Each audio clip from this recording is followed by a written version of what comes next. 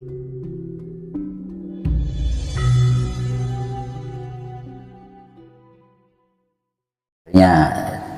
anak saya meninggal. Kalau mungkin itu hanya kalau misalnya usia saya hanya sampai pada 76, 78, mungkin tidak. Nah, jadi ya kita ya dengan pengalaman-pengalaman seperti itu akhirnya kita merenung dan mengeterapkan ajaran-ajaran spiritual yang kita pelajari, kita geluti, kita hayati, yang semuanya mengarah kepada keikhlasan, menerima apa yang telah terjadi yang ditentukan oleh Tuhan. Kita tidak punya kewenangan apa-apa terhadap diri kita, terhadap semua keluarga kita. Jadi itu akhirnya dibuktikan semacam itu. Jadi ya kita alhamdulillah ya mendapatkan satu kekuatan yang telah kita minta selama ini, hingga semua bisa kita terima dengan ikhlas ya, walaupun lewat satu upaya dan perlindungan demikian. Oke. Nah, Mbah Gatot, kalau setelah kemudian lama gitu ya, aku pikir-pikir gitu, oh ternyata sebenarnya aku yang sejati itu adalah keheningan itu sendiri gitu, kekosongan itu sendiri gitu. Nah, ketika kemudian kita bisa berada hadir penuh sebagai aku yang sejati itu sendiri, apa implikasi positif pada saat kemudian kita menghadapi hal-hal yang tidak sesuai keinginan kita sebagai seorang manusia ini, Mbak Gatot? Iya. Jadi dalam perjalanan kehidupan mulai kecil hingga tua ini, ya otomatis di samping mempelajari masalah-masalah yang sehubungan dengan ketuhanan, sehubungan dengan hidup dan kehidupan, yang juga menyangkut kematian, sebagai orang yang berusia ya cukup tua, otomatis ditambah di samping paham atau ajaran, juga ditambah dengan pengalaman.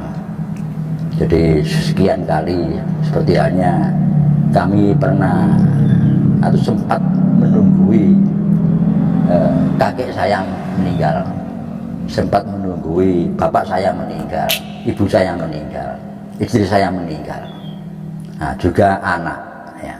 Nah, dengan pengalaman itu terasa bahwa bagaimana sebetulnya orang meninggal itu, walaupun kita manusia tidak bisa dengan persis menebak bagaimana hidup setelah meninggal, bagaimana proses kita setelah meninggal, tidak bisa menebak dengan persis. Walaupun punya ajaran itu pun entah itu lewat agama, penghayat kepercayaan, setiap kali dikonfirmasi kepada orang-orang atau guru besar, pembimbing, mesti tidak sama. Nah, otomatis dengan ditambah oleh pengalaman, nah, sehingga tebakan itu ya insya Allah agak mirip kebenarannya, mendekati kebenaran, itu terasa. Jadi ternyata kematian itu hanya kehilangan raga. Jadi bukan raga kehilangan roh atau sukma, enggak. Roh atau sukma kehilangan raga, karena raganya tidak berfungsi. Jadi masih ada.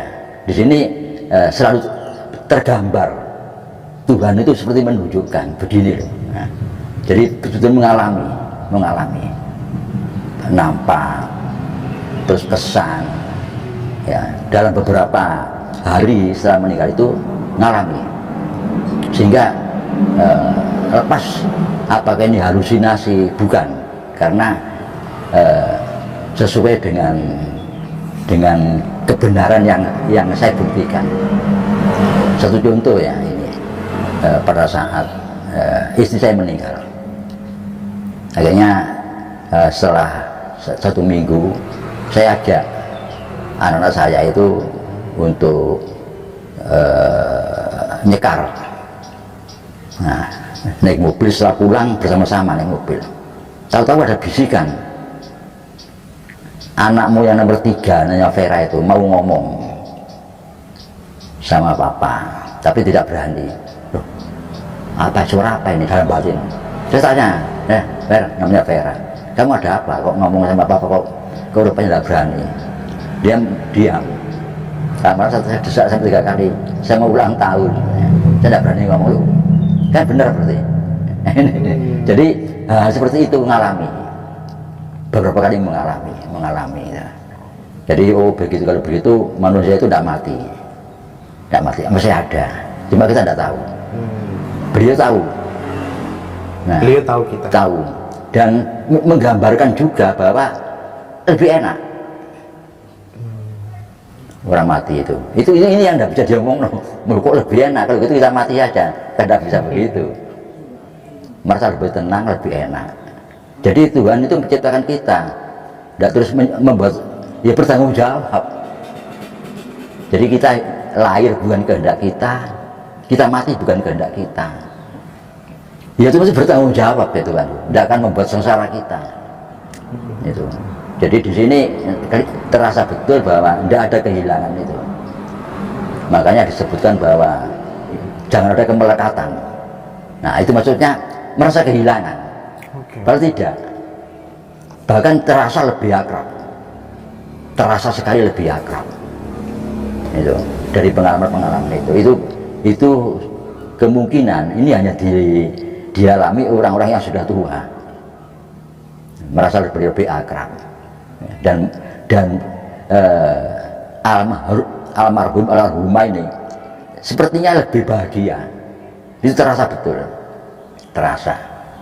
Bukan sesuatu yang menakutkan, bukan sesuatu yang membuat orang itu susah. Itu kenapa?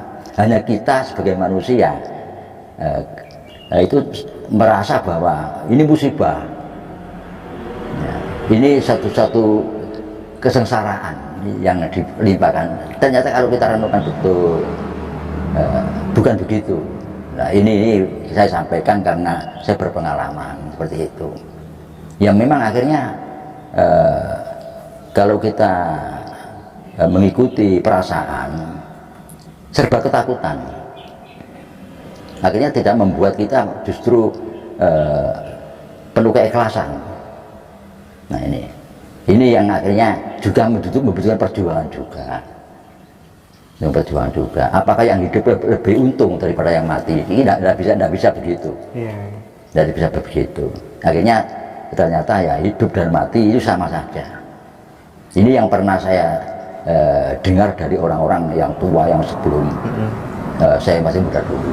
Bagi orang yang paham, hidup dan mati itu sama saja. Bahkan kalau bahasa agamanya, bagi seorang wali, nah ini hidup dan mati itu sama saja. Nah, masa hanya wali? Bagi semua orang yang menyadari sebetulnya itu begitu yang saya alami dalam kehidupan ini. Demikian. Nah, kira-kira Mbak Gatot, ketika kemudian kita bicara soal kematian gitu, rata-rata teman-teman itu kan takut soal konsep hidup setelah mati gitu. Konsep-konsep itu kan banyak gitu, katanya nanti begini begitu, dan itu diajarkan oleh agama sejak kita masih kecil gitu, sehingga kita tidak pernah kemudian memiliki paradigma bagaimana menjemput kematian dengan penuh senyuman, dengan indah gitu ya. Itu satu gitu, bagaimana tentang hal ini. Yang kedua, ada nggak sih Mbah pengalaman terbaru pada saat ditinggal kedua putra dan putrinya itu tadi, seperti pengalaman waktu ditinggal sama istrinya Mbah Gatot dulu gitu, seperti apa konkretnya gitu? Pertama, kita karena mungkin setiap hari, setiap saat kita selalu melakukan bahasa agamanya ibadah ya. Nah, misalnya kalau di dalam penghayat, di dalam ajaran-ajaran tasawuf, ajaran tarekat itu kita zikir, ning, semedi, meditasi, ning, selalu pasrah total kepada dat, ya, dat hidup, dat yang membuat hidup kita, pasrah total itu kan harus dibiasakan, kepasaran total, walaupun sesibuk apapun, tidak menunggu tua. Jadi itu lebih mudah, lebih baik. Tetap diselingi dengan, kalau mudah dengan pekerjaan yang keras, itu tidak apa-apa, tidak ada masalah, sesuai dengan umur yang masih membutuhkan bekerja keras.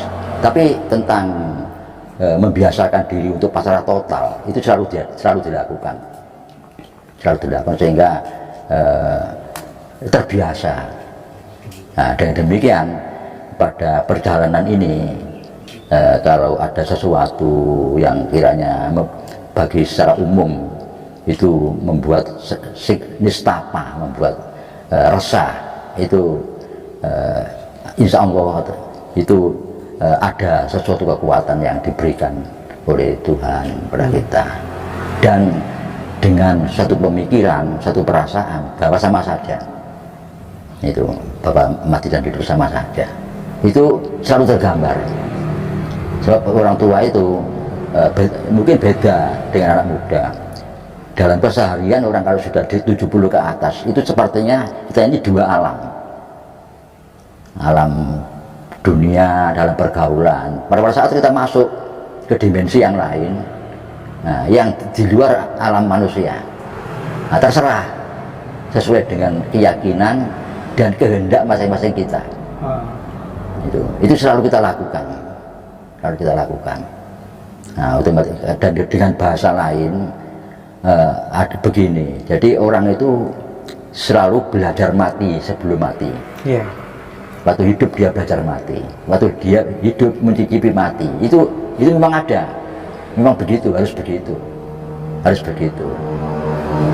Itu apa maknanya, bagaimana caranya? Itu otomatis ini tidak bisa diterangkan, kecuali dilakukan, baru bisa merasakan bagaimana kita belajar atau selalu masuk dalam dimensi mati walaupun masih hidup. Itu selalu dilakukan. Ini karena itu kebiasaan yang kami lakukan. Jadi memang sepertinya kalau didengarkan kata-kata saya ini, loh, apakah kalau orang itu sudah ahli di dalam zikir, ahli di dalam hening, terbebas dari kesengsaraan duniawi? Saya rasa tidak begitu. Tidak bisa begitu. Ya, yang artinya apa? Istilahnya itu ketenangan. Dimanapun kita berada, dalam keadaan apapun, kita berusaha untuk sama saja. Ibarat kalau disampaikan dengan bahasa lain, tidur di hotel berbintang dan tidur di bawah jembatan sama rasanya. Seperti itu. Kalau sudah tertidur memang sama, tapi tidak tidur pun sama rasanya. Nah, ini yang kita raih, yang kita peroleh di dalam kita selalu berlatih, membiasakan diri untuk selalu hening, dimanapun sama rasanya. Ini kan membiasakan seperti itu, dan memang itu yang dituju. Tidak bisa kita menunggu dibuat, tapi kita berusaha untuk selalu hening, bisa berusaha selalu dalam keadaan ketenangan. Nah, sehingga terasa bahwa dalam hidup ini tetap ada dua lapis, bergaul dengan sama makhluk, terutama manusia, dan bergaul dengan dirinya sendiri, Nah, ini ya, sudah menyangkut dirinya sendiri, otomatis dat yang terdalam, di mana akal itu di bawah posisinya, bukan di atas. Misalnya saya ketemu dengan jati diri, ini tidak bisa. Jati diri yang menemui kita, tidak bisa. Jadi misalnya saya mengatakan kita harus bisa menemukan jati dirinya, ya tidak bisa. Dengan ulah tertentu, ya akhirnya kita dikaruniai mendapat hidayah, ya, tentang atau inayah tentang ditemui oleh jati diri. Jati diri itu yang betul. Ya betul itu. Nah, apakah ada lakunya? Sebetulnya laku itu bukan untuk itu. Mengalami seperti itu karunia. Anugerah. Kita nggak bisa apa-apa sebenarnya. Iya. Anugerah. Jadi mengalami di mana kita ditemui oleh jati diri. Sehingga karena itu anugerah, bukan karena laku kita. Sulit diceritakan. Yang bagaimana sulit diceritakan. Itu yang pernah saya alami. Jadi dengan demikian kita apa sudah menjamin pengalaman seperti itu? Ya kembali kepada kata-kata insya Allah menjamin, seperti itu. Insya Allah menjamin, begitu. Kalau yang setelah meninggalnya putra putri tadi ada nggak Mbah interaksi gitu, merasa ada interaksi gitu pas di sini? Penyatuan, kembali ke penyatuan. Itu yang kadang-kadang dari kita duga. Menyatu kembali. Karena manusia itu kan punya padaknya, jisim, kan dari orang tua. Jasadnya itu dari sperma, kandung telur, ovum kan dari orang tua. Dan ini otomatis kembali ke tanah kan. Nah di sini ada zat hidup yang punya rasa.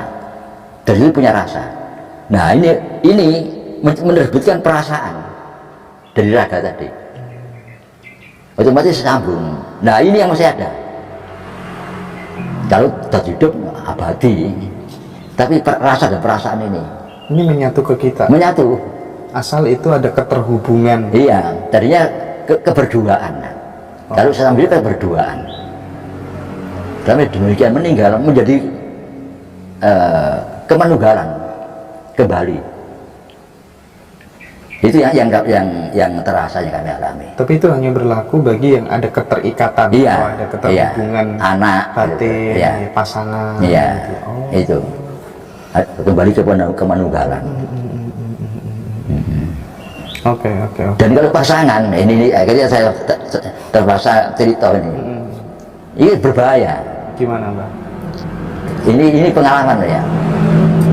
Kalau setelah meninggal itu saya, entah sekian tahun, entah sekian bulan, saya ketemu seorang, saya senang, dia senang, itu dia bisa cerita. Setelah ya artinya berhubungan, bergaul, cerita bahwa di mimpi orang seperti ini, benar tidak kenal istri saya. Nah, dia membantu kan, nah ini bahaya ini, membantu, kasihan pada saya, karena saya tidak nikah lagi kan, dan biasanya nangis dia senang, terus cerita mesti saya ketemu orang seperti itu. Jadi seperti ini yang pengalaman ya. Jadi tidak bisa diteorikan, sulit. Itu tujuannya kira-kira apa, Mbah? Ya batin saya, menyenangkan dia saya. Ini saya memberi hiburan pada saya, sepertinya begitu. Oh gitu. Iya. Makanya Mbak Gatot memutuskan untuk tidak menikah lagi. Iya. Jadi kadang-kadang ya cuma akrab saja. Tidak sampai terjadi apa-apa. Iya. Akrab. Tapi kalau dia punya istri, suami, saya menghindar. Kemudian butuh lepas lagi kira-kira begitu. Iya. Itu. Jadi nah itu pengalaman. Apa pengalaman ini akhirnya menjadi satu ajaran untuk semua orang, tidak tahu saya. Jadi semua itu hidupnya menyenangkan sebetulnya. Tidak ada yang menyenangkan. Hanya kita tidak menyadari. Semua itu menyenangkan. Tuhan selalu beri kesenangan. Bahkan mati pun senang. Menjelang itu senang. Jadi ini yang saya yang saya tertangkap dari kehidupan itu. Akhirnya saya pikir ya betul juga. Oh Tuhan itu menghidupkan kita, membunuh kita. Lalu masa di sini kita diberi ya tidak menyenangkan. Hanya kita yang tidak memahami. Dari yang menyenangkan. Itu jadinya kan begitu. Nah konsep-konsep yang kemudian diajarkan bahwa nanti setelah kematian ada hal-hal yang tidak menyenangkan gitu. Ada siksaan-siksaan gitu. Itu bagaimana memaknai hal itu Mbak Gatot? Ya kita masukkan kembali. Dan kita pikirkan masukkan kembali dengan kita kembalikan. Ya kepada yang memberi tadi. Oke. Iya. Nah itu baru tenang lagi. Nah, jadi ibaratnya kalau dengan bahasa yang lain, kita diberitahu hubungan aku Kamu kan tidak senang sekarang, resah, hubungilah saya. Lu ya, saya hubungi, saya tenang. Nah, tenang terus saya mikir, saya kan manusia. Masa kesusahan saya susah? Tidak susah. Kan tidak enak dilihat tetangga, saya harus susah. Nah, baru saya bayangkan susah. Itu kan saya buat. Kalau tidak susah. Iya. Jadi saya mau nanya sebagai manusia. Pantasnya ngono. Iya, itu. Pantasnya ngono gitu ya. Jadi ya mohon maaf ya, jadi tidak tahu kok apa Tuhan memang yang membuat begitu. Jadi waktu kematian itu semua itu berhari-hari guyon semua. Guyon semua. Dari yang susah gitu, kok ngene. Cekokan guyu semua, jadi kalau begitulah karunia Tuhan itu. Jadi orang yang maunya datang terus mau berbesmilit, delok kok guyon. Oke. Itu. Nah, supaya kemudian kita kemudian yang paling bahaya, ini ada konsep yang paling bahaya adalah pada saat kita menjelang kematian, tetapi kita masih melekat terhadap apapun yang akan kita tinggalkan itu tadi. Makanya pentingnya dalam lagu Jawa ada semedi, ada meditasi. Semedi ya kalau lagu Jawa ya. Itu kita berlatih mati sebelum mati gitu.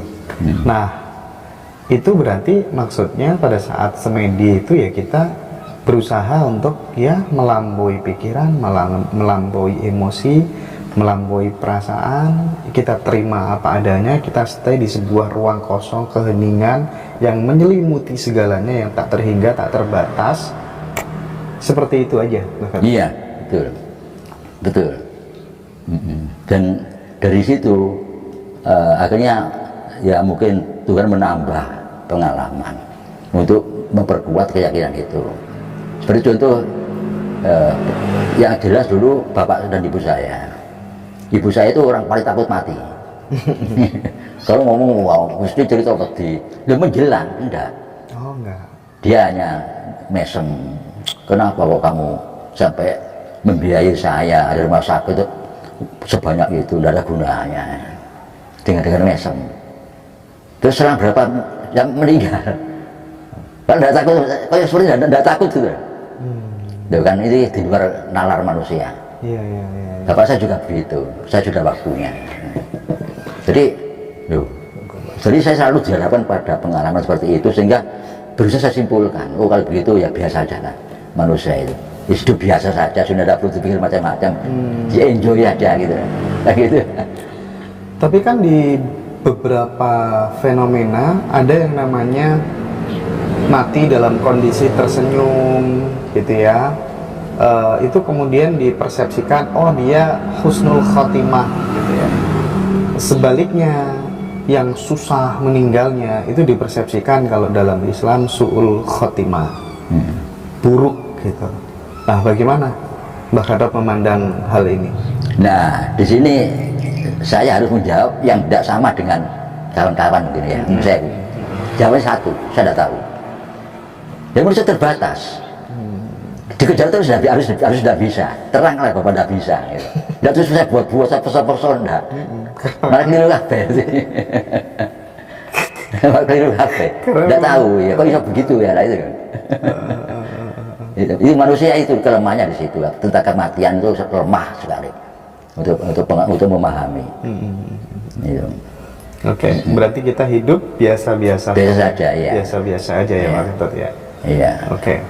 Nah, latihan mati sebelum mati. Iya. Itu tidak harus dengan meditasi statis, tapi juga meditasi dinamis, melakukan aktivitas apa saja. Nah, iya betul. Hadir di sini saat ya, ini. menikmati kehidupan. Menikmati kehidupan. Menikmati kehidupan. Itu juga meditasi, juga medit. Terus kepasrahan total. Kepasrahan total. Total ya. Pasrah total. Pasrah total itu seperti dalam akhirnya masuk ke dimensi di mana kita tenang, sepertinya bukan di alam gini, itu ya. Dengan total. Walaupun dengan terpejam terasa. Total kita pasrah. Andai kata dicabut sekarang silakan. Ya. Kenapa manusia harus mengalami kepasrahan total itu? Dan apa bahayanya jika tidak sampai di stay di situ? Ya, kalau menurut saya, karena saya melakukan ya, saya harus melakukan video. Ya, harus melakukan itu pasrah total. Karena apapun kita tidak mampu, harus pasrah total. Sudah. Itu dilatih, melatih diri itu begitu, kepasrahan total. Walaupun setelah itu biasa, bergaul biasa. Gitu. Jadi masuk atau melakukan sesuatu yang disebut dengan ning semedi misalnya itu dengan dalam bentuk kepasrahan total. Oke. Baik, terima kasih banyak Mbah Khatom tentang pesan-pesan dan nasihatnya, ujangannya pada kesempatan kali ini. Mudah-mudahan ini memberikan penguatan bagi sahabat semua. Nah ini saya tambah lagi ya, sedikit ya. Jadi kalau mendengarkan cerita dari, saya sudah tua, tapi dari orang-orang jauh lebih tua dari saya. Nah ini yang saya tidak bisa menjawab tentang contoh bagaimana yang paling ekstrim tentang kepasrahan total itu ada misalnya orang ke hutan. Nah kalau kita sekilas mendengarkan atau bahkan berbicara orang bertapa di hutan, loh, ada apa kok ke hutan, di rumah juga bisa. Ini akhirnya yang saya pahami, mencari tempat yang paling ditakuti, entah hantu, entah binatang buas. Kita duduk dengan kepasrahan total. Ini ukuran apa bisa? Selama ini ada takut ular, waduh ini takut ular, takut hantu. Tapi kalau mampu berpasrah total, nah ini sudah merupakan latihan yang mendekati sempurna.